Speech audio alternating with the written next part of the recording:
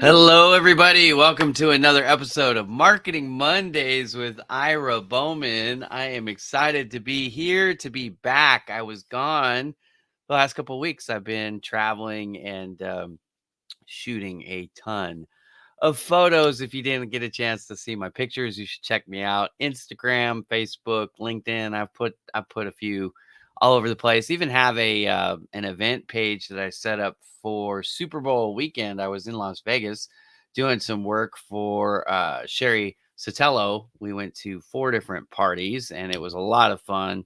Took thousands of pictures just of that, and then I went on a cruise with my family. Got away for a little R&R with the family. And so if you like dolphins and whales and sunsets, check out some of my work. You can even go to TikTok. I've got photos up on pretty much all the socials, except for Twitter. Twitter doesn't like me for some reason. They kicked me off their platform. I'm not sure exactly what happened there, but anyways, I'm no longer on Twitter. It is what it is. Somehow I think we'll all survive without me on Twitter.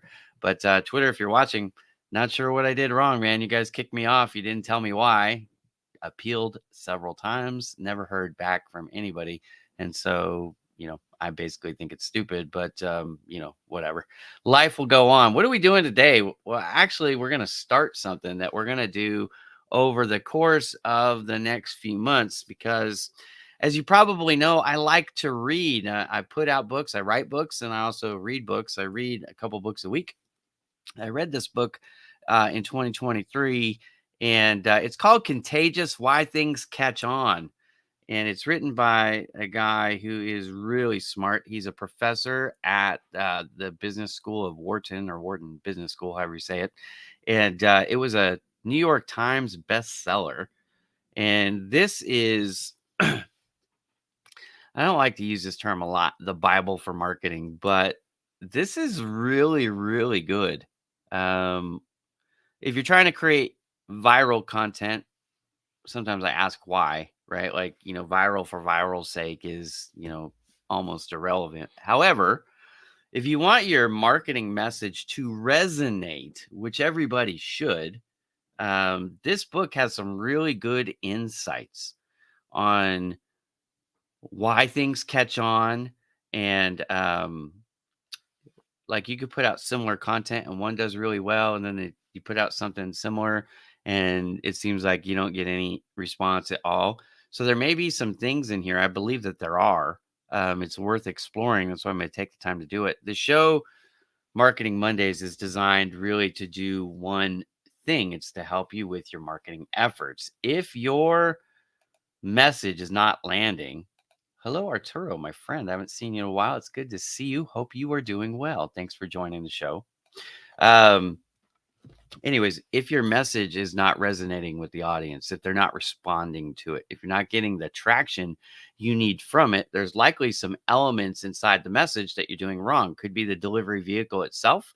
The way that you're sending the message out is just not a message channel that people are interested in, occupying. So in other words, if you're putting out all your messages on LinkedIn and the people aren't on LinkedIn, then it's going to be near impossible to reach them, right? So, marketing messages can be put out in a variety of ways, online for sure, right? Social media channels, your website, through Google, whatever. Also, emails, of course. Then there are the non-digital methods still that hold true too: billboards, TV ads, radio spots, newsletters.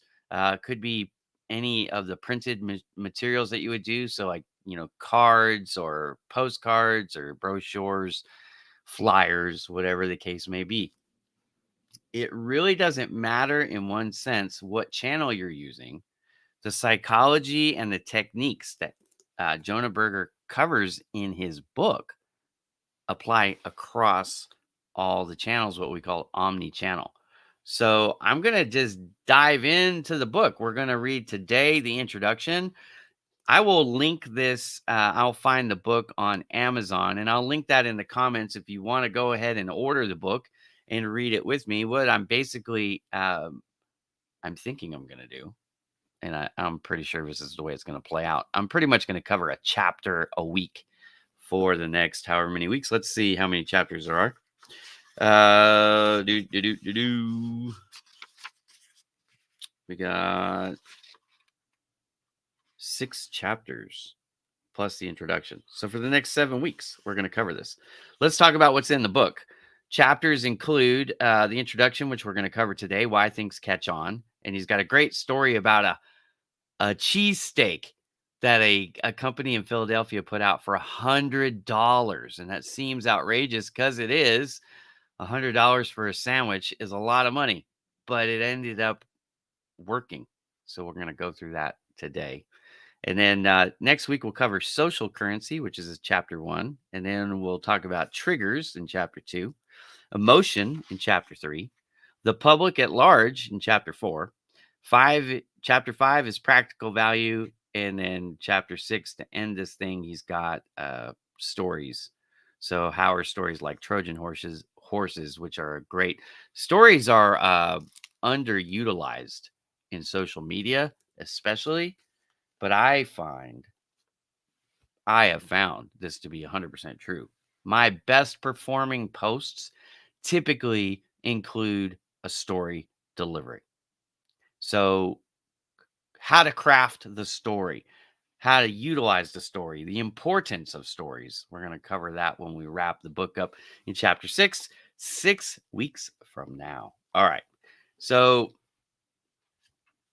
I am not a professional story reader. I have never done anything like this to date, but I really think that this is going to be super helpful. So, full credit where credit is due. This is Contagious: Why Things Catch On, Jonah Berger. And I'm just going to start reading the book now. If you have any questions you want to pipe in, feel free. You can always do that on any of my live shows. I'm always happy to answer your questions. So we will pause as questions come in, and I might interject. I probably will a lot. My thoughts on the book as we go. So I'll probably do this. I'll probably end up reading paragraph by paragraph, hit the pause button on the book, give you some feedback if I have any thoughts on that particular chapter, or I'm sorry, that paragraph, and then go on to the next paragraph. I think that's going to be the best way to do it. Otherwise, I could try to read it all the way through and then give my feedback at the end. I don't know if I'm patient enough for that, because some of this stuff it's incredible. As we start to get into this, you'll understand this book is amazing. It's one of my favorite books from 2023.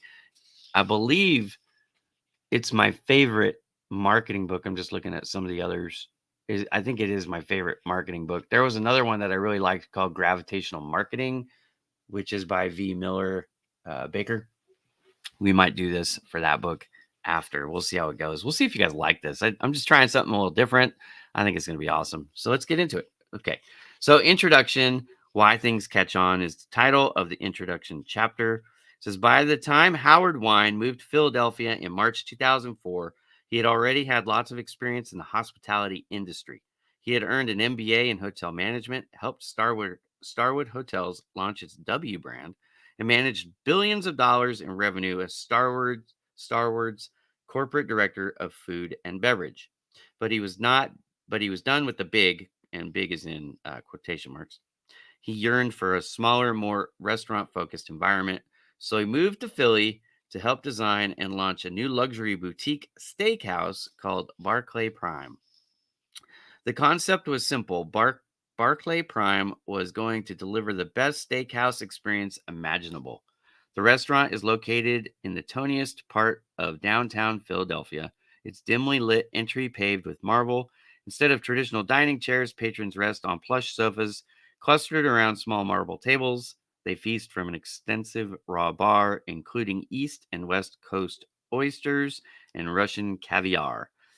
And the menu offers delicacies like truffle whipped potatoes and line caught halibut FedExed overnight directly from Alaska. So he's just setting the scene here of the environment. It's posh, if you will.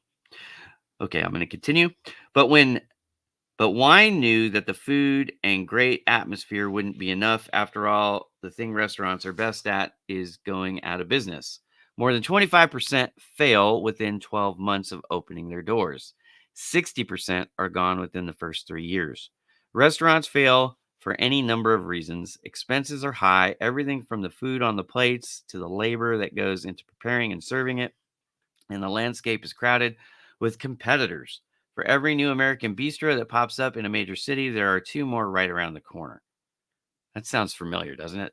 The market, if you do something that's successful and helps a broad range of people, you have a lot of competition. The restaurant business is not exclusive in that reality. A lot of us marketing, man, there's a million different marketing companies out there, more and more each and every day, right? So I get it. Lots of competition, high prices, how to be competitive, how to set yourself apart. These are the challenges that he's talking about. Let me continue here. It says, like most small businesses, restaurants also have a huge awareness problem. Just getting the word out that a new restaurant has opened its doors, much less that it's worth eating at, is an uphill battle. And unlike the large hotel chains Wine had previously worked for, most restaurants don't have the resources to spend on lots of advertising or marketing. They depend on people talking about them to be successful. Wine knew he needed to generate buzz. Philadelphia already boasted dozens of expensive steakhouses, and Barclay Prime needed to stand out. Wine needed something to cut through the clutter and give people a sense of the uniqueness of the brand. But what? How could he get people talking? And this is why we're reading this book together, my friends, because how many of you can relate to this problem? You've started a small business, you have a lot of competition. How do you distinguish yourself? How do you get the word out without borrowing an insane amount of money and trying to compete in advertising? That is what this book will help you accomplish. That's why we're reading it together, because I promise you, if you take the lessons from this book, whether you ever hire somebody like me to help you or not, it will help you immensely. Okay. So his question, which is provocative, which I've already given you a little what am I going to say here? I've already foreshadowed it or pre-shadowed it, or I've already mentioned it. But how about $100 cheesesteak? I'm going to hit the pause button. Think about that. You go to a restaurant, you look at the menu. You got sandwich items that are probably somewhere in the, $10 to $20 range, right? Hamburger, club sandwich, grilled chicken, something with bacon and cheese, right? But then there's this Philly cheesesteak, $100. What the heck is that about? Would that catch your attention? Would you eat? Would you order it? Would you talk about it? That's the main question. Because it stands out, it's so different in the price point. It creates this buzz naturally. Because whether you order it or not, you think they're out of their mind for having this $100 item in their sandwich section of the menu. But that's the point. Let's get to it. All right. The standard Philly cheesesteak is available for $4 or $5 at hundreds of sandwich shops, burger joints, and pizzerias throughout Philadelphia. Now, this was before inflation took over. So we have to understand, right? But he's basically saying that we've got this thing priced 20 to 25 times higher than the average available sandwich anywhere else, right? That's notable. Okay. So you can get it. Let me just read it again. How about $100 cheesesteak? The question. The standard Philly cheesesteak is available for $4 or $5 at hundreds of sandwich shops, burger joints, and pizzerias throughout Philadelphia. It is not a difficult recipe. Chop some steak on a griddle, throw it in a hoagie or hero roll, and melt some provolone cheese or cheese whiz on top of it. It's delicious regional fast food, but definitely not haughty cuisine. When Wine thought that he could get some buzz by raising a humble cheesesteak to new culinary heights and attaching a newsworthy price tag. So he started with fresh house-made brioche roll brushed with homemade mustard. He added thinly sliced Kobe beef, marbleized to perfection. Then he included caramelized onion, shaved heirloom tomatoes, and triple cream Talaggio cheese. And I apologize if I butcher the names of any of these things. I am not a chef. I do like to eat, though, but I'm not a chef. All right, I continue. All this was topped off with shaved hand harvested black truffles and butter poached Maine lobster tail. And just to make it even more outrageous, he served it in a chilled split of Veuve Clicquot champagne. Again, if I butcher these names, I apologize. All right. The response was incredible. People didn't just try the sandwich, they rushed to tell others. One person suggested the group gets it as a starter. That way, you all get the absurd storytelling rights. Another noted that the sandwich was honestly indescribable. One does not throw all these fine ingredients together and get anything subpar. It was like eating gold. And given the sandwich's price, it was almost as expensive as eating gold, albeit far more delicious. Wine didn't create just another cheesesteak, he created a conversation piece. And that, my friends, is what we all should be striving to do. Create a conversation piece. It's so different. It's unique. It's an outlier. How can you, let me challenge you for a second. We'll save some of these conversations for the end, but how can you take some of your things and create something that's newsworthy to your friends, to your clients, to even people who don't know you? Because if you can get people talking about it naturally, then you don't have to advertise. You don't have to spend a fortune that you might not even have access to generate the buzz that you need to fill your sales funnel, right? And I'm going to show you an example of what I did at Bowman Digital Media later, although I failed in comparison and I'm working on a revision. That's what actually brought this back to mind. I was like, okay, I'm not getting the buzz that I want. In fact, in full disclosure, some of my social media channels, I've noticed the algorithms, Instagram, LinkedIn, they have tightened these algorithms up. So the people who I'm even connected with or that are subscribed to my channel, they're following me, whatever, right? We're friends. The different platforms call them different things, but they're not even seeing my content. So I've got to be more creative and apply the lessons of this book. So I'm reading it to you because I love the lessons, but I'm also reading it in full disclosure because I need to do better at these things myself. So I'm not coming to you from a place of expertise here when it comes to what Jonah Berger is teaching. I'm telling you that these are lessons that are so valuable in my mind that they're worth me spending my time to develop. This is one of them, 100%. Okay. I continue with the book. I'm on page 3 if you're following along. It worked. The story of the $100 cheesecake was contagious. Talk to anyone who's been to Barclay Prime, even if people didn't order the cheesecake, which I think is important. Most will likely mention it. Even people who never been to the restaurant love to talk about it. It was so newsworthy that USA Today, the Wall Street Journal, and other media outlets published pieces on the sandwich. The Discovery Channel filmed a segment for its Best Food Ever show. David Beckham had one when he was in town. David Letterman invited Barclay's executive chef to New York to cook him one on the Late Show. All the buzz for what is still at its heart just a sandwich. Incredible. Incredible. Think of it. Think of it. If you got USA Today, The Late Show, Wall Street Journal, David Beckham, all these, if you got all of that PR for your product or service, imagine how that would change the game for your business. And that's exactly what they did by creating a conversation piece, right? So you might have to think outside the box. You probably do. But that outside the box thinking can help you um, with your army of people who are out there helping spread the word about your business. And even if they're not talking about your business specifically, they're talking about the product or service that you created, that's fine.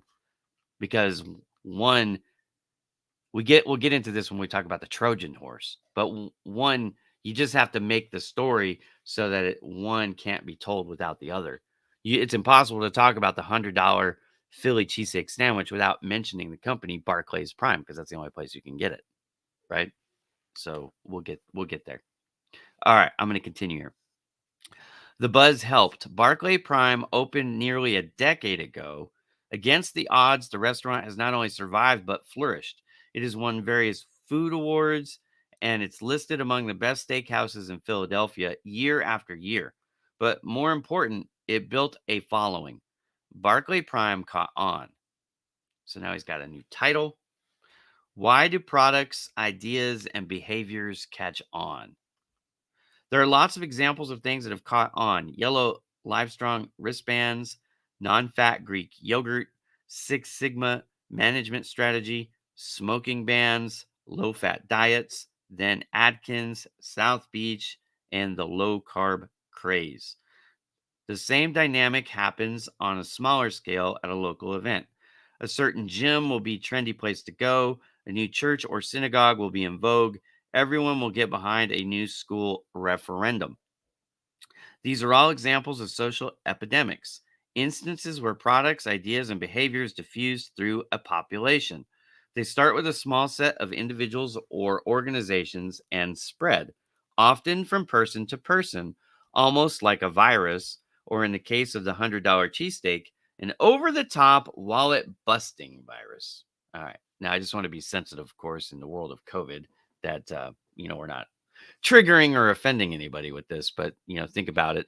Viruses are contagious, and that's what we are trying to do here with our marketing efforts. Okay, so using the virus as an illustration of how things spread from person to person in a good way in our case. All right, where am I at? There we go. All right, continuing. But while it's easy to find examples of social contagion, it's much harder to actually get something to catch on. Even with all the money poured into marketing and advertising, few products become popular. Most restaurants bomb, most businesses go under, and most social movements fail to gain traction. Why do some products, ideas, and behaviors succeed when others fail? And let me interject, the majority of others fail. I have had some things go viral. Project Help You Grow. I had a hashtag really early on back in 2018 for Project Help You Grow. It was called Catch the Wave.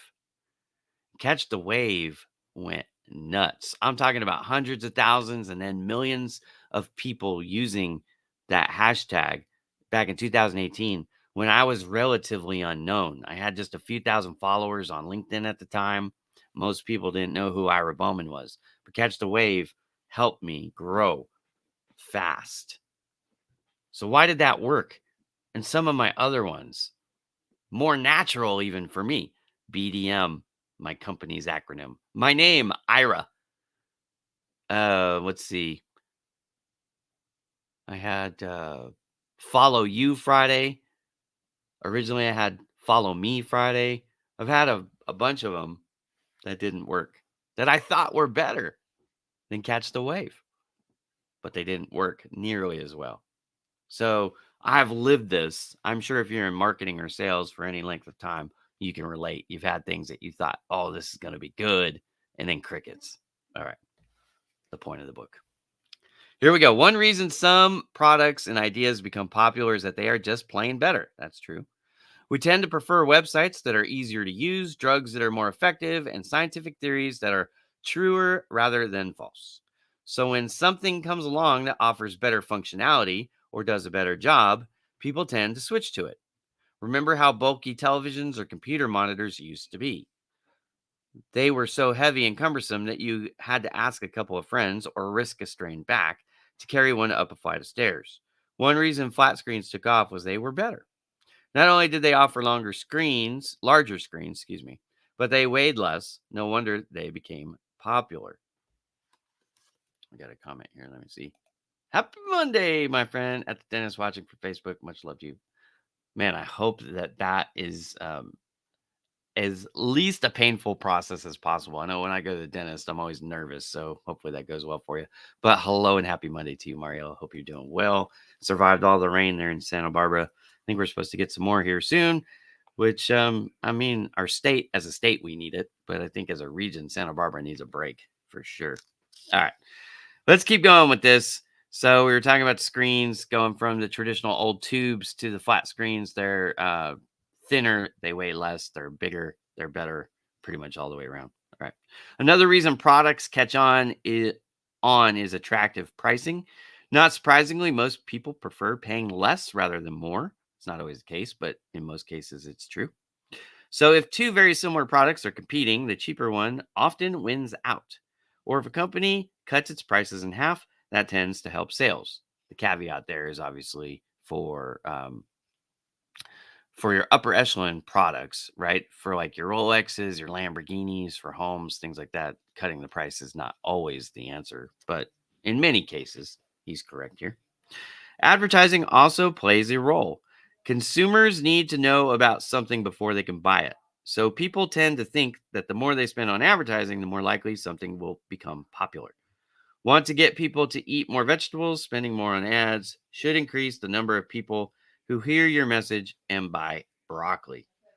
But although quality, price, and advertising continue to contribute to products and ideas being successful, they don't explain the whole story. Take the first names Olivia and Rosalie. Both are great names for girls. Olivia means olive tree in Latin and is associated with fruitfulness, beauty, and peace. Rosalie has Latin and French origins and is derived from the word for roses. Both are about the same length and in vowels and have handy, cute nicknames. Indeed, thousands of babies are named Olivia or Rosalie each year. But think for a moment about how many people you know with each name. How many people have you met named Olivia? And how many people have you met named Rosalie? I'll bet you know at least one Olivia, but you probably don't know a Rosalie. In fact, if you do know a Rosalie, I'll bet you know several Olivias. How do I know that? Olivia is much more popular name. In 2010, for example, there were about 17,000 Olivias born in the United States, but only 492 Rosalies. In fact, while the name Rosalie was somewhat popular in the 1920s, it never reached the stratospheric popularity that Olivia recently achieved. When trying to explain why Olivia became more popular name than Rosalie, familiar explanations like quality, price, and advertising get stuck. It's not like one name is really better than the other, and both names are free, so there's no difference in price. There's no advertising campaign to try to get anyone to name their kids Olivia. No company determined to make that name the hottest thing since Pokemon. The same thing can be said for videos on YouTube. There's no difference in price, all are free to watch, and few videos receive any advertising or marketing push. And although some videos have higher production values, most that go viral are blurred and out of focus, shot by an amateur on an inexpensive camera or cell phone. Man, that just cuts me to the quick because actually, truth be told, I've never had a video on YouTube go viral. I've had some videos get hundreds of thousands of views, but I don't consider that to be viral. And I've had videos get uploaded that I thought were going to be amazing and get like 20 views. Man, that hurts when you spend all that time and effort trying to produce and put out a perfectly crafted video that shows off your skills and communicates the message. And then you only get 20 people to watch it. Ooh, that hurts me. All right, here we go. So, if quality, price, and advertising don't explain why first names become more popular than others, or why one YouTube video gets more views, what does? Please tell us, Jonah. Please tell us. All right, here we go. The answer, the title of the next section, social transmission is the answer here. All right, social influence and word of mouth. People love to share stories, news, and information with those around them. We tell our friends about great vacation destinations, chat with our neighbors about good deals, and gossip with coworkers about potential layoffs. We write online reviews about movies, share rumors on Facebook, and tweet about recipes we just tried. Well, I can't tweet because Twitter kicked me off their platform. I'm really heartbroken about it. People share more than 16,000 words per day, and every hour there are more than 100 million conversations about brands. This information is a little bit dated, by the way, because the book is not brand new. I read it last year, so it's at least a year old. Let me see if I can find the publishing date here. Printed in Italy, 2013. So these numbers are outdated, but we'll read them as he shares them because they were true at the time. All right. But word of mouth is not just frequent, it's also important. The things others tell us, email us, text us, have a significant impact on what we think, read, buy, and do. We try websites our neighbors recommend, read books our relatives praise, and vote for candidates our friends endorse. Word of mouth is the primary factor behind 20% to 50% of all purchasing decisions. Wow. Word of mouth. Word of mouth. When I talk to people, small business owners, and I ask them, what's your number one source of new business? They almost always, without fail, tell me it's referrals. So word of mouth is another way to say referrals. So getting word of mouth is extremely important to most of us. In fact, according to Jonah Berger, it's important to all of us. So let's keep going and learn how we can get more word of mouth.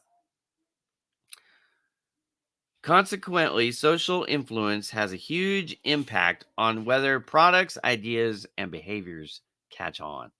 A word of mouth conversation by a new customer leads to almost $200 increase in restaurant sales. A 5-star review on Amazon.com leads to approximately 20 more books sold than a 1-star review.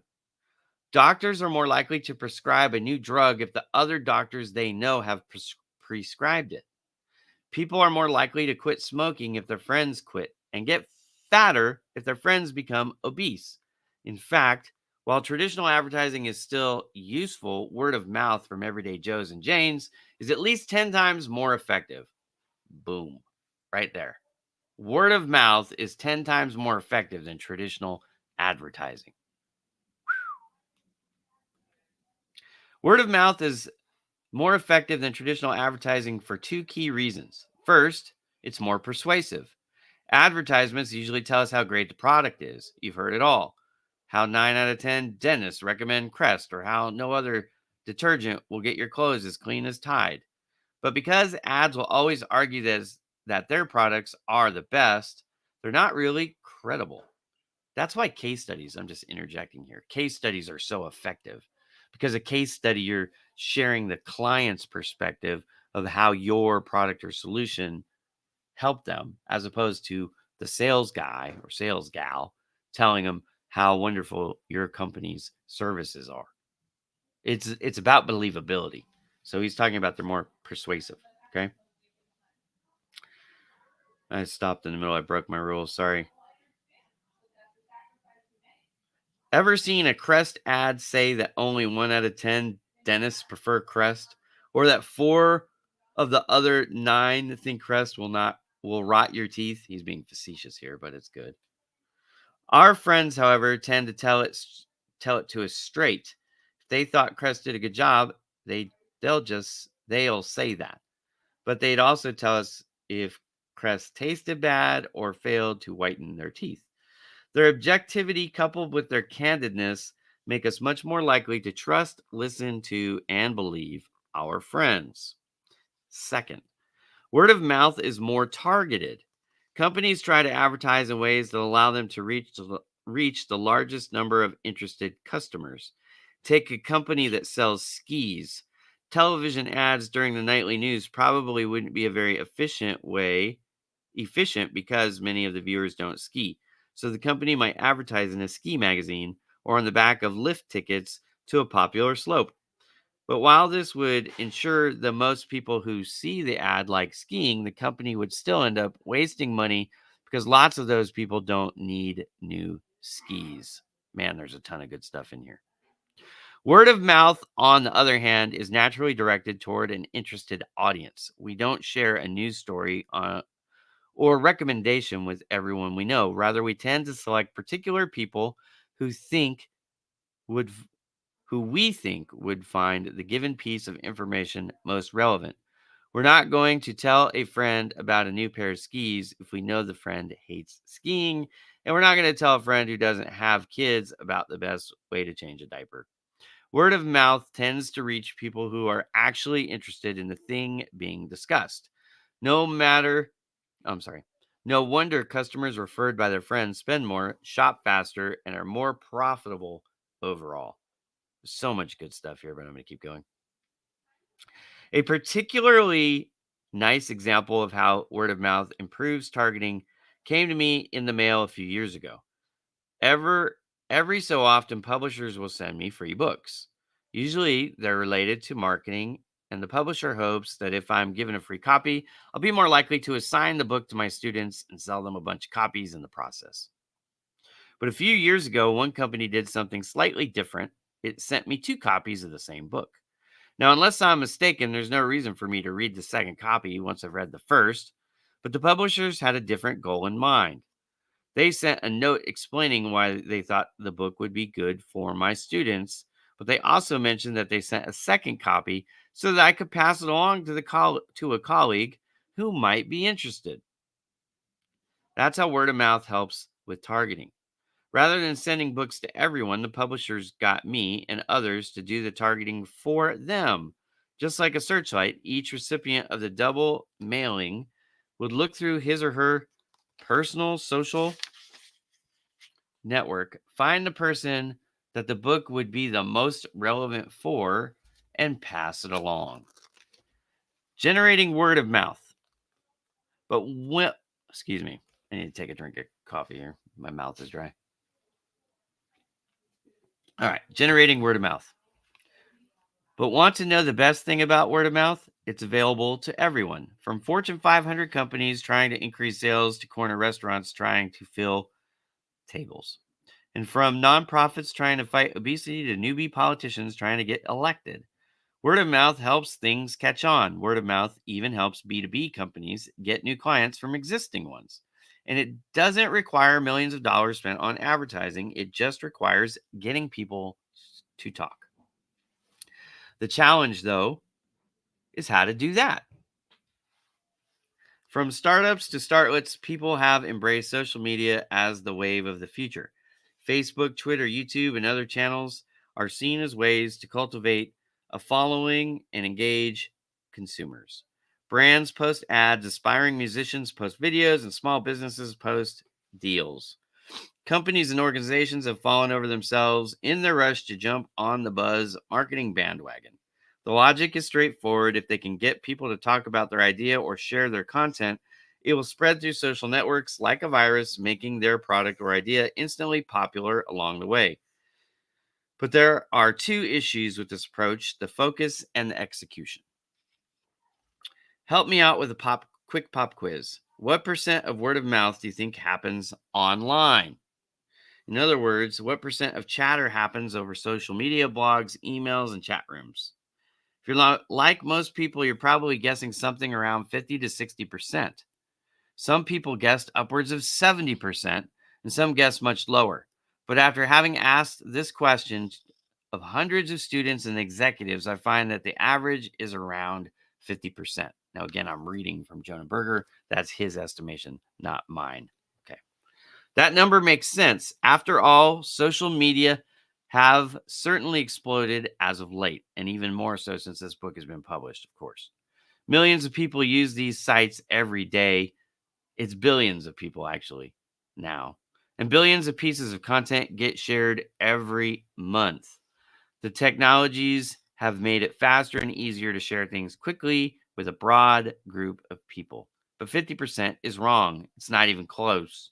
The actual number at the time the book was written is 7%.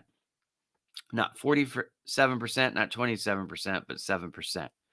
Research by the Keller Fay Group finds that only 7% of word of mouth happens online. And I want to park right there for a moment. This mistake is something I see. Now, I run a digital marketing company, okay? And when I'm telling you that you can't just focus everything online, this is why. Because word of mouth still is the best way to generate business. And word of mouth is not happening mostly online, it's mostly offline. In fact, it's almost all done offline. Now, I'll bet you that the number is higher than 7% today for sure, but it's still not anywhere close to 50%. So, this is why it's so important. That's why I'm reading you the book. These insights should help change some of your strategies. They really should. And if they don't, then you're probably not going to succeed, at least not as well as you could. And I want to help you succeed to your fullest potential. All right. Most people are extremely surprised when they hear that number, but it's way too low, they protest. People spend a huge amount of time online, and that's true. People do spend a good bit of time online. Close to 2 hours a day by some estimates, and again, this is old data. It's more than that now. It's probably 4 to 5 hours on average, I would guess, uh, just off the top of my head, right? But we forget that people also spend a lot of time offline, more than 8 times as much, in fact. And that creates a lot more time for offline conversations. I'm going to touch on that too. It's not just the amount of time that you're offline, it's the personal connection. Remember, one of the things he's already alluded to here, he's told us, and he's going to hit it more later. But one of the biggest thing about, offline is the connectability or the relatability factor. When you're online, there is a barrier between you that does not exist with offline or in-person communication, and that's frankly mostly, I believe, due to nonverbal communication. Okay, so there you have more than one sensory. You have visual sensory. You have audio sensory, right? You have these senses, 5 senses, basically, right? Some people say 6, whatever. I'm not going to argue semantics here, but you have more than one sense. And when you're in person with somebody, you're communicating with them, you're able to communicate more than just what you say. Okay. Believability is a big part of this, right? So we tend to overestimate online word of mouth because it's easier to see. Social media sites provide handy record of all the clips, comments, and other content we share online. So when we look at it, it seems like a lot, but we don't think about it as much as all the offline conversation we had over the same period because we can't easily see them, right? There's no metrics. You're not being shown how many times someone gave you a high five or a thumbs up or they laughed at a joke or whatever. But if you were, then you'd realize how much interaction you have with people offline. Okay. We don't think about we don't think about as much all the offline conversation we had over the same period of time because we can't easily see them. There's no recording of the chat we had with Susan after lunch or the conversation we had with Tim while waiting for the kids to be done with practice. But while they may not be as easy to see, they will have an important impact on our behavior. Further, while one might think that online word of mouth reaches more people, that's not always the case.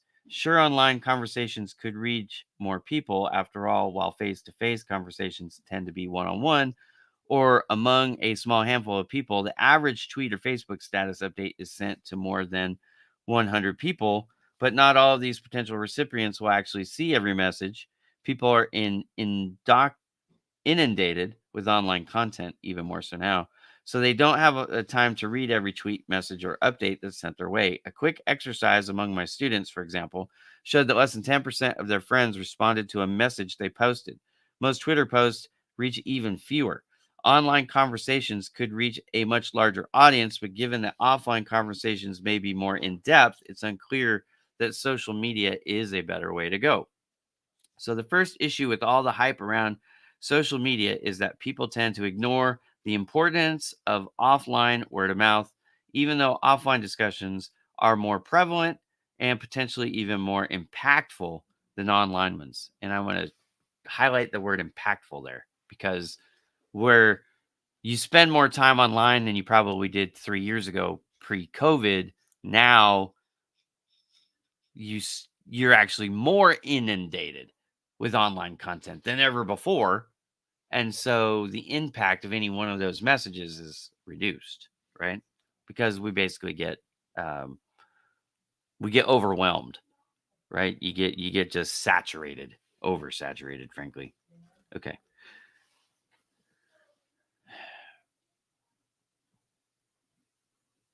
The second issue is that Facebook and Twitter are technologies, not strategies. And you can apply any platform there, Facebook, Twitter, Instagram, YouTube, whatever, Google. Word of mouth marketing is effective only if people actually talk. Public health officials can tweet daily bulletins about safe sex, but if but no one passes, that's a weird phrase. But no one passes them along, the campaign will fail. Just putting up a Facebook page or tweeting doesn't mean that anyone will notice or spread the word. 50% of YouTube videos have fewer than 500 views. Only 1/3 of 1% get more than 1 million views. Right. You put out the content, but nobody sees it. That's the idea. Harnessing the power of word of mouth offline or online, I actually said that backwards, online or offline, requires understanding why people talk and why some things get talked about and shared more than others. The psychology of sharing, the science of social transmission. The next time you're chatting at a party or grabbing a bite to eat with a coworker, imagine being a fly on the wall, eavesdropping on your conversation. You might end up chatting about a new movie or gossiping about a colleague. You might trade stories about vacation, mention someone's new baby, or complain about the unusually warm weather. Why? You could have talked about anything. There are millions of different topics, ideas, products, and stories you could have discussed. Why did you talk about those things in particular? Why that specific story, movie, or coworker rather than a different one? Certain stories are more contagious and certain rumors are more infectious. Some online content goes viral while other content never gets passed on. Some products get a good deal of word of mouth while others go unmentioned. Why? What causes certain products, ideas, and behaviors to be talked about more? That's what this book is about. One common intuition one common intuition is that generating word of mouth is all about finding the right people. The certain special individuals are just more influential than others. In The Tipping Point, for example, Malcolm Gladwell argues that social epidemics are driven by the efforts of a handful of exceptional people, whom he calls mavens, connectors, and salesmen. Others suggest that 1 in 10 Americans tells the other 9 how to vote, where to eat, and what to buy. Marketers spend millions of dollars trying to find these so called opinion leaders and get them to endorse their products. Political campaigns look for the influentials to support their side. The notion that the notion is that anything these special people touch will turn to gold, and if they adopt or talk about a product or idea, it will become popular. But conventional wisdom is wrong. Yes, we all know people who are really persuasive, and yes, some people have more friends than others, but in most cases, that doesn't make them any more influential in spreading information or making things go viral. Further, by focusing so much on the messenger, we've neglected a much more obvious driver of sharing, the message. To use an analogy, think about jokes. We all have friends who are better joke tellers than we are. Whenever they tell a joke, the room bursts out laughing. But jokes also vary. Some jokes are so funny that it doesn't matter who tells them. Everyone laughs even if the person sharing so sorry. Sharing the joke isn't all that funny. Contagious content is like that. So inherently viral that it spreads regardless of who is doing the talking, regardless of whether the messengers are really persuasive or not, and regardless of whether they have 10 friends or 10,000. So what about the message makes people want to pass it on? Not surprisingly, social media gurus and word of mouth practitioners have made lots of guesses. One prevalent theory is that the validity or is completely random. That the virality, in other words, if it goes viral, is random, and that's not true. That it's impossible to predict whether a given video or piece of content will be highly shared. Other people conjecture based on case studies and anecdotes. Because so many of the most popular YouTube videos are either funny or cute, involving babies or kittens, you commonly hear that humor or cuteness is a key ingredient for virality. But these theories ignore the fact that many funny videos or cute videos never take off.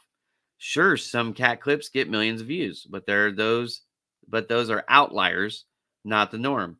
Most get less than a few dozen. You may as well observe that Bill Clinton, Bill Gates, and Bill Cosby are all famous and conclude that changing your name to Bill is the route to fame and fortune. Although the initial observation is correct, the conclusion is patently ludicrous. By merely looking at a handful of viral hits, people miss the fact that many of those features also exist in content that failed to attract any audience whatsoever. To fully understand what causes people to share things, you have to look at both successes and failures, and whether more often than not certain characteristics are linked to success. Are some things just born word of mouth worthy? Now, at this point, you might be saying to yourself, great, some things are more contagious than others, but is it possible to make anything contagious? Or are some things just naturally more infectious? Smartphones tend to be more exciting than tax returns. Talking dogs are more interesting than tort reform. And Hollywood movies are cooler than toasters or blenders. Are marketers of the former just better off than the latter? Are some products and ideas just more contagious while others aren't? Or can any product or idea be engineered to be more infectious? Tom Dickinson was looking for a new job. Born in San Francisco, he was led by his Mormon faith to attend school at Brigham Young University in Salt Lake City, where he graduated in 1971 with a degree in engineering. He moved home after graduation, but the job market was tough and there weren't many opportunities. The only position he could find was at a company making birth control in, I don't know how to say this word, intra, I'm going to spell it INTRAUTERINE. Intrine? I don't know. Devices. Their devices help to prevent pregnancy, but they could. I have 8 kids. Apparently, I don't know how to say that word. Makes sense. All right. But they could also be seen as abortives, which were against Tom's Mormon beliefs. A Mormon helping to develop new methods of birth control, it was time to find something new. Tom had always been interested in bread making. While practicing his hobby, he noticed that there were no good cheap home grinders with which to make flour. So Tom put his engineering skills to work, and after playing around with a $10 vacuum motor, he cobbled together something that milled fine flour at a cheaper price than anything currently on the market. The grinder was so good that Tom started producing it on a larger scale. The business did reasonably well, and playing around with different methods of processing food got him interested in more general blenders. Soon he moved back to Utah to start his own blender company. In 1995, he produced his first home blender, and in 1999, BlendTech was founded. But although the product was great, no one really knew about it. Awareness was low, so in 2006, Tom hired George Wright, another BYU alum, as his marketing director.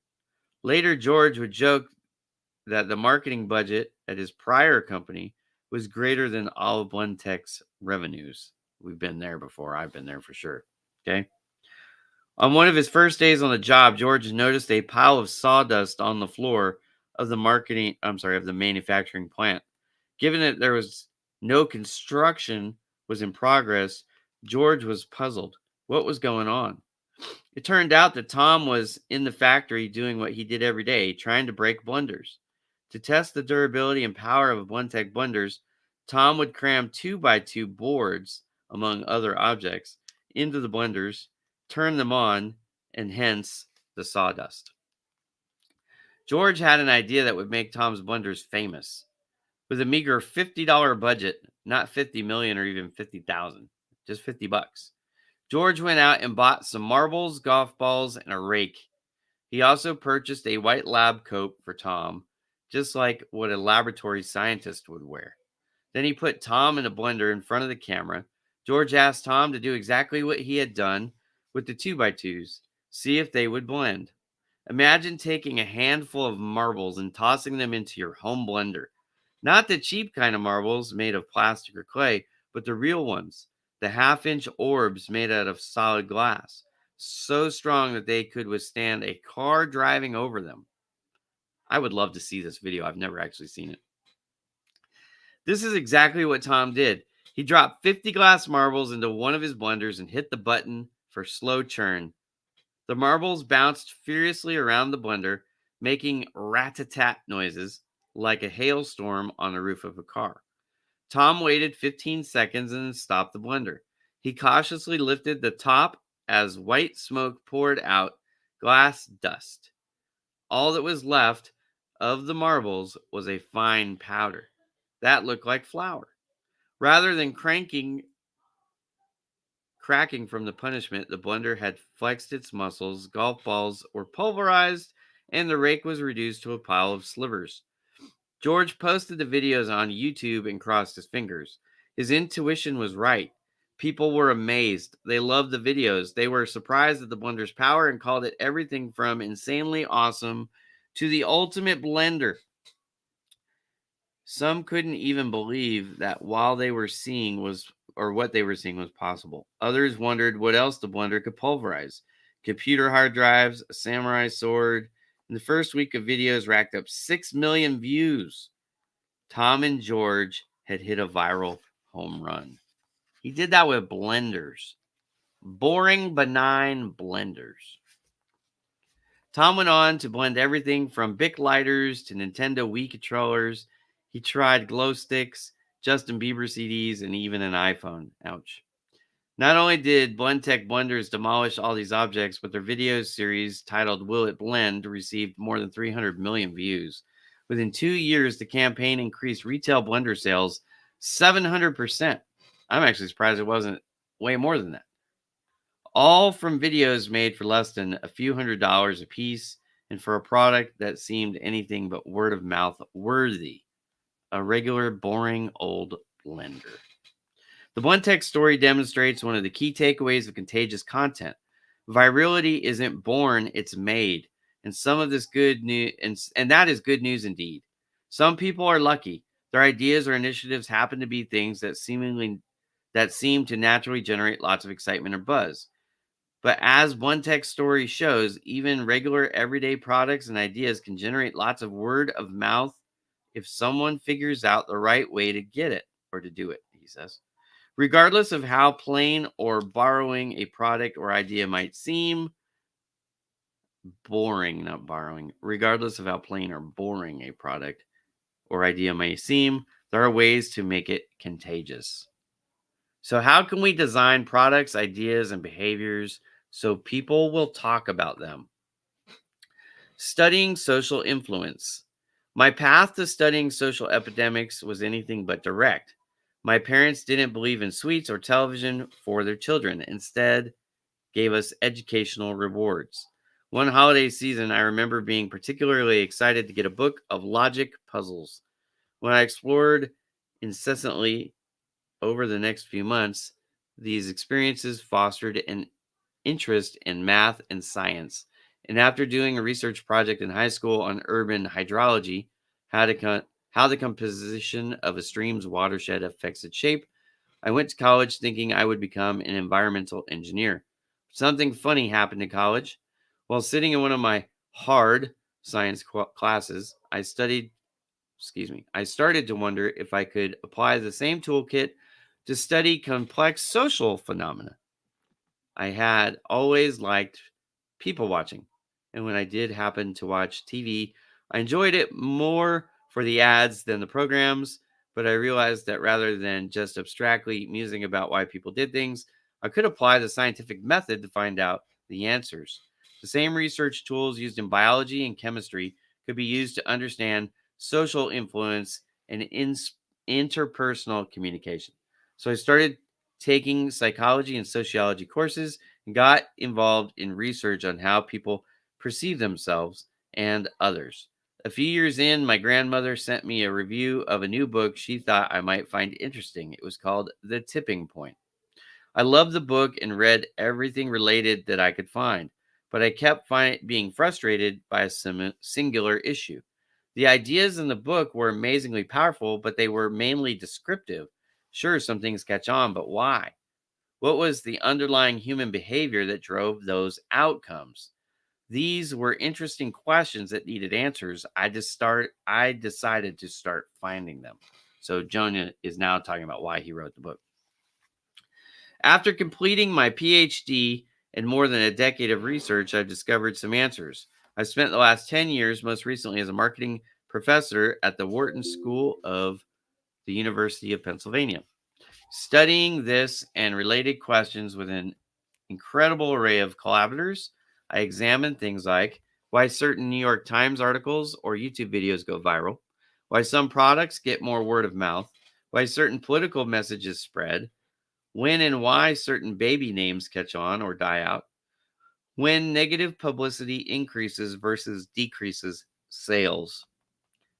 When analyzed, I'm sorry, we've analyzed hundreds of years of baby names, thousands of New York Times articles, and millions of car purchases.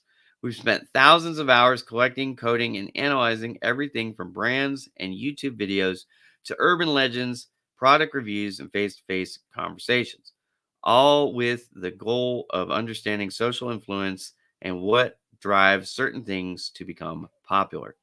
A few years ago, I started teaching a course at Wharton called Contagious. The premise was simple. Whether you're in marketing, politics, engineering, or public health, you need to understand how to make your products or ideas catch on. Brand managers want their products to get more buzz. Politicians want their ideas to diffuse throughout the population. Health officials want people to cook rather than eat fast food. Hundreds of undergraduates, MBAs, and executives have taken the class and learned how social influence drives products, ideas, and behaviors to succeed. Every so often, I get emails from people who couldn't take the class. They've heard about it from a friend and liked the material, but had a scheduling conflict or didn't find out about it in time. So they asked if there was a book they could read to catch them up on what they missed. There are certainly some great books out there. The Tipping Point is a fantastic read. But while it is filled with entertaining stories, the science has come a long way since it was released over a decade ago. Made to Stick by Chip and Dan Health is another favorite of mine. Full disclosure, Chip was my mentor in graduate school, so the apple doesn't fall far from the tree. It weaves together clever stories and academic research on a cognitive psychology and human memory. But although Heath's book focuses on making ideas stick, getting people to remember them, it says less about how to make products or ideas spread and getting people to pass them on, which is even more important, right? So whenever people asked to read something about what drives word of mouth, I would direct them to the various academic papers I and others had published in the area. Inevitably, some people would email back to say thanks, but request something more accessible. In other words, something that was rigorous but less dry than a typical jargon laden articles published in academic journals. A book that provided them with research based principles for understanding what makes things catch on. This is that book. Yes, indeed. All right. 6 principles to contagious. We're coming to the end here. 6 principles of contagiousness. This book explains what makes content contagious. By content, I mean stories, news, and information, products and ideas, messages and videos, everything from fundraising at the local public radio station to the safe sex messages that we're trying to teach our kids. By contagious, I mean likely to spread, to diffuse from person to person via word of mouth and social influence, to be talked about, shared, or imitated by consumers, coworkers, and constituents. In our research, my collaborators and I noticed that some common things or attributes across a range of contagious content, a recipe, if you will, for making products, ideas, and behaviors more likely to become popular. Take Will It Blend and the $100 cheesesteak at Barclay Prime. Both stories evoke emotions like surprise or amazement. Who would have thought that a blender could tear through an iPhone, or that a cheesesteak would cost anywhere near $100? Both stories are also pretty remarkable, so they make the teller look cool for passing them on. And both offer useful information. It's always helpful to know about a product that works well or restaurants that have great food. Just as recipes often call for sugar to make something sweet, we've kept finding the same ingredients in ads that went viral, news articles that were shared, or products that received lots of word of mouth. After analyzing hundreds of contagious messages, products, and ideas, we noticed that the same six ingredients or principles were often at work. Six key steps. Now, steps he's used as an acronym. It's STEPS. So steps with an extra P. All right. I call them that cause things to be talked about, shared, and imitated. All right. Principle one, the S, social currency. How does it how does it make people look to talk about the product or idea? Most people would rather look smart than dumb, rich than poor, cool than geeky, just like the clothes they wear, the cars we drive, what we talk about influences how others see us. It's social currency. Knowing about cool things like a blender that can tear through an iPhone makes people seem sharp and in the know. So, to get people talking, we need to create craft messages that help them achieve these desired impressions. We need to find our inner remarkability and make people feel like insiders. We need to leverage game mechanics to give people ways to achieve and provide visible symbols of status that they can show to others. All right, there's a lot there. We're going to cover that in a chapter. Each of these are chapters, by the way. All right. Principle two, the T in steps is triggers. How do we remind people to talk about our products and ideas? Triggers are stimuli that prompt people to think about related things. Peanut butter reminds us of jelly. The word dog reminds us of the word cat. If you live in Philadelphia, seeing a cheesesteak might remind you of the $100 one at Barclay Prime. People often talk about whatever comes to mind. So the more often people think about a product or idea, the more it will be talked about. We need to design products and ideas that are frequently triggered by the environment and create new triggers by linking our products and ideas to prevalent cues in the environment. Top of mind leads to top of tongue. Man, I say that a lot. How do you become top of mind to your audience? It's a key. Triggers is the answer. All right. Principle three, the E in the acronym STEPS, emotion. When we care, we share. So, how do we craft messages and ideas that make people feel something? Naturally contagious content usually evokes some sort of emotion. Blending an iPhone is surprising. A, a potential tax hike is infuriating. Emotional things often get shared. So rather than harping on function, we need to focus on feelings. But as we'll discuss, some emotions increase sharing while others actually decrease it. So we need to pick the right emotions to evoke. We need to kindle the fire. Sometimes even negative emotions may be useful. So step three is emotions. The first P in the acronym STEPS, principle four, is public. Can we see when others are using our product or engaging in our desired behavior? The famous phrase, monkey see, monkey do, captures more than just a human tendency to imitate. It also tells us that it's hard to copy something you can't see. Making things more observable makes them easier to imitate, which makes them more likely to become popular. So we need to make our products or ideas more public. We need to design products and initiatives that advertise themselves and create behavioral residue that sticks around even after people have bought the product or espoused the idea. I'm going to give you an example of this. I'm in marketing. I do professional photography work.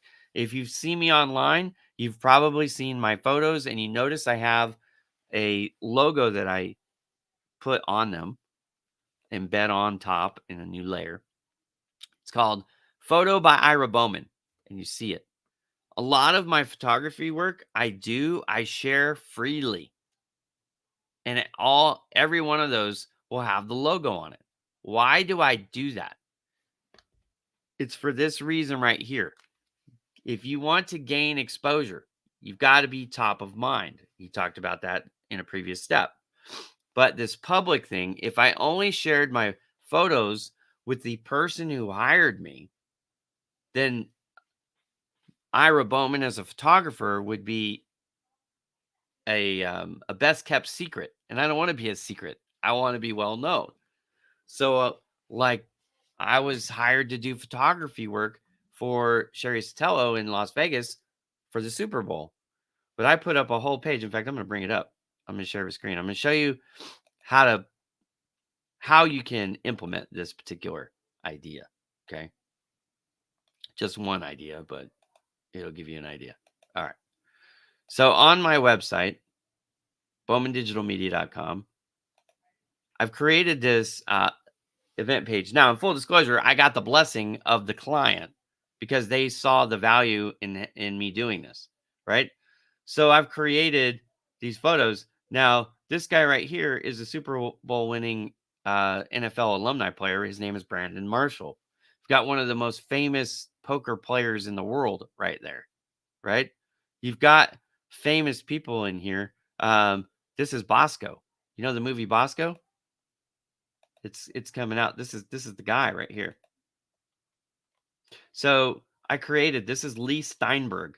Lee Steinberg is the sports agent for Patrick Mahomes and many other professional athletes, right? It was his party.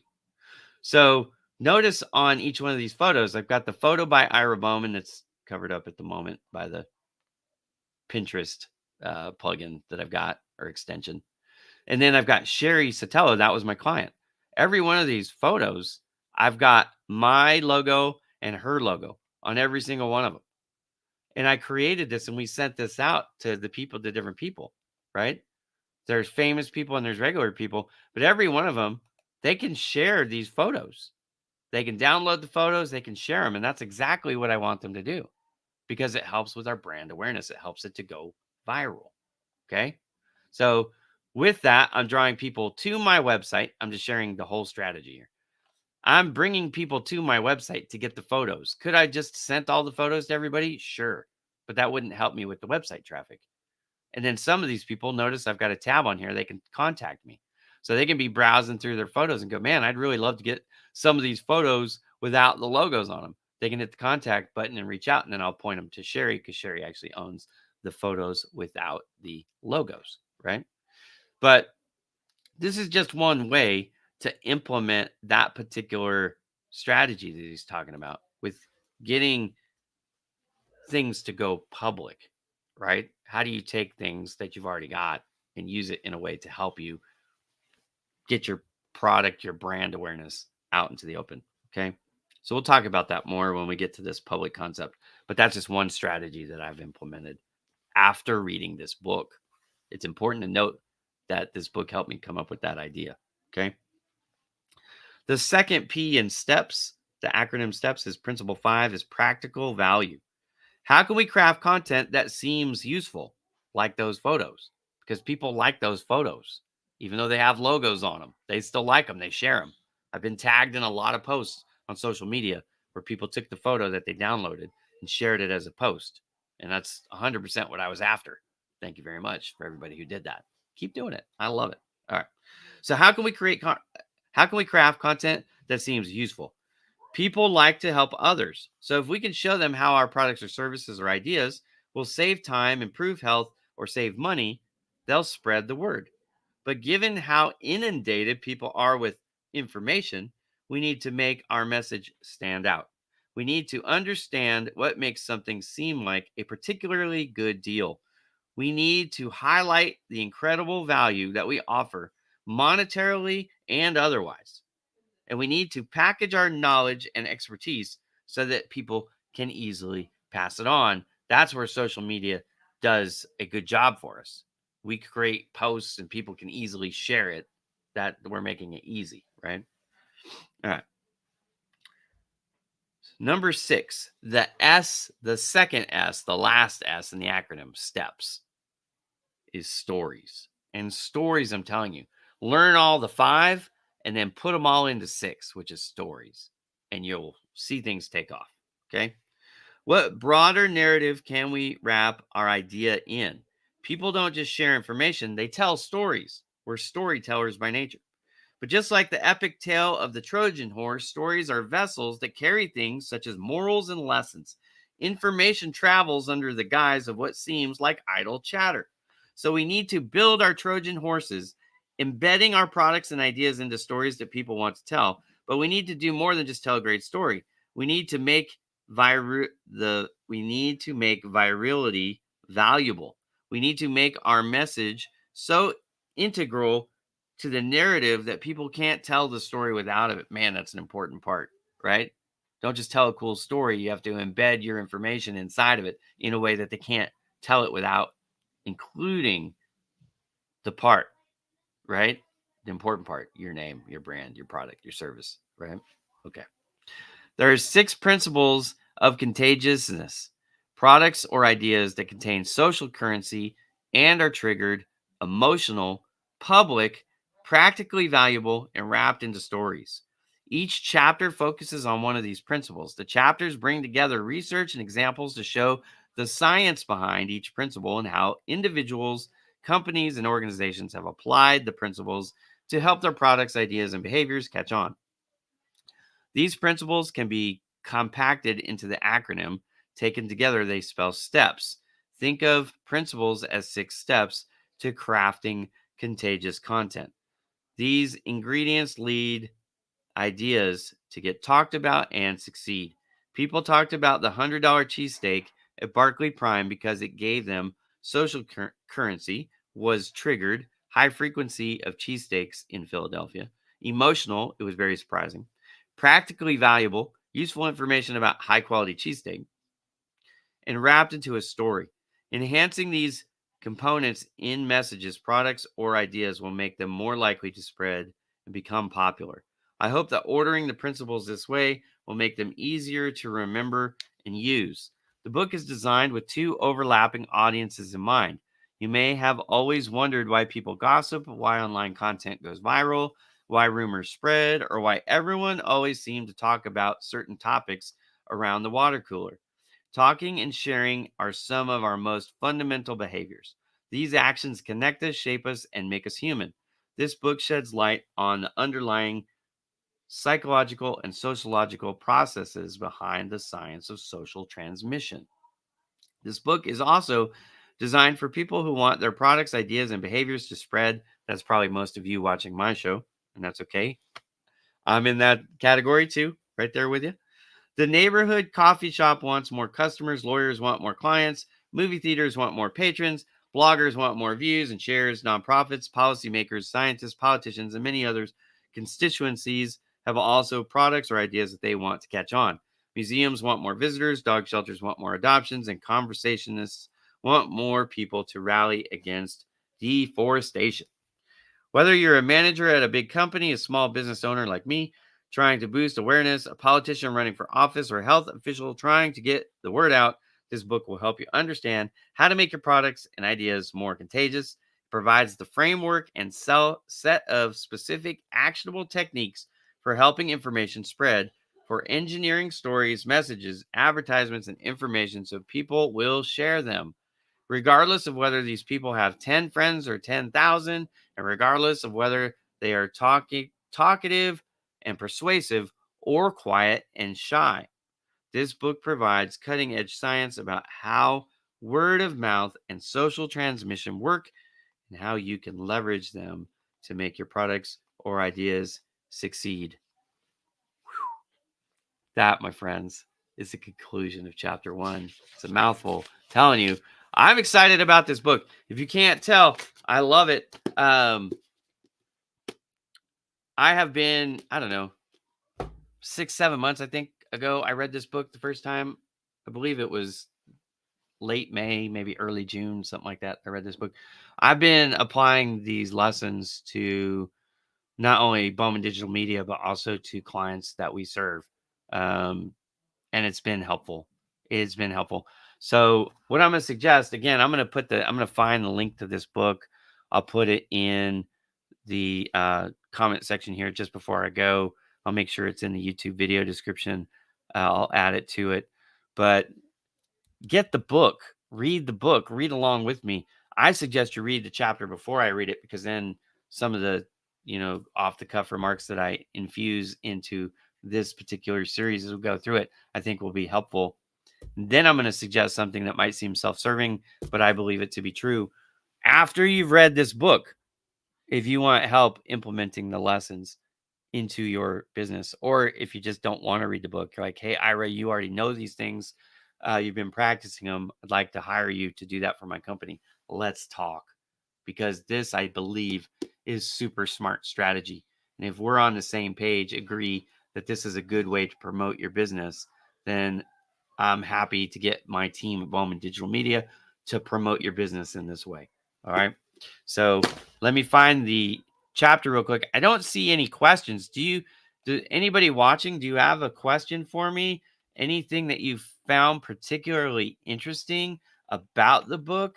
Like, for example, one of the things in his particular summary about Barclays that I actually didn't think it was spot on was the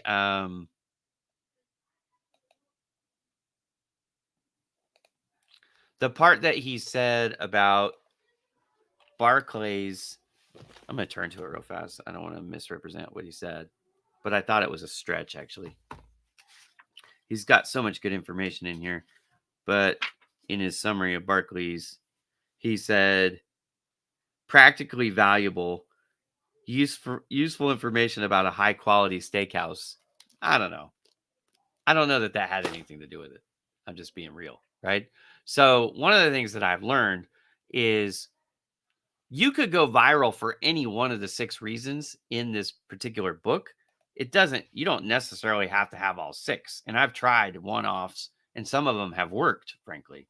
But what I find is the more elements of the STEPS acronym. So if you can get, 4 out of 6 or 3 out of 6 of them and put those together, you'll find that those probably will perform better for you than if you just have one or you have none.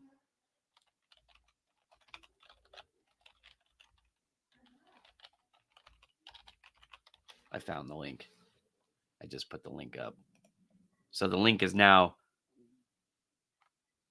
on LinkedIn. So you can find the book there on Amazon. You don't have to go there. You can go anywhere, but I know a lot of you shop on Amazon. So find it there if you're looking for it. If you want to read along, and like I said, feel free to read the chapter ahead. Next Monday, we're going to cover chapter 1. Chapter 1 is the first. So he created this acronym STEPS, right? STEPPS. The chapters are all deal with one of the acronyms. So we're starting with the first one, which is social currency. That's the first chapter that we're going to cover next week. And like I said, we'll just do this through the conclusion. So the following week, I'll do chapter 2 and so forth until we get to the end of the book. Have questions. If you read the book ahead of time, ask me the questions. I will address the questions in detail on the show. All right. My name is Ira Bowman. I always appreciate you joining me for Marketing Mondays. If you missed an episode, you can always find all of them on my YouTube channel or go to my website, bowmandigitalmedia.com, and look for the Marketing Mondays tab, which is underneath the About page. I'm sorry, the About. So if you go to Bowman Digital Media, here, I'll show you real quick. Just easier to show you. So if you go to bowmandigitalmedia.com, then go to the About. You go to the About header, and then it's right here, Marketing Mondays, and that'll take you.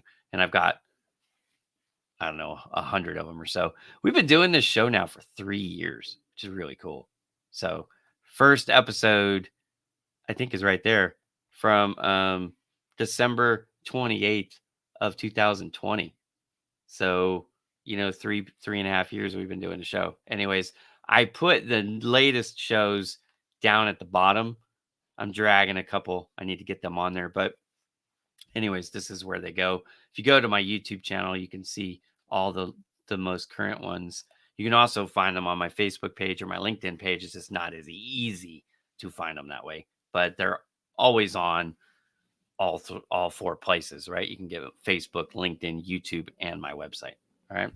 Have a great week, everybody. If you have any questions that pop up, send me a direct message, or if you want to work with me privately to execute this plan for your business, you can reach out to me and we'll set up a Zoom call and we'll talk about how Bowman Digital Media can help you with that. But in the meantime, I'll see you next week, next Monday, 11 a.m. Pacific, 2 p.m. Eastern time on Facebook, LinkedIn, or YouTube. Have a wonderful, wonderful day, everybody. Thanks for joining.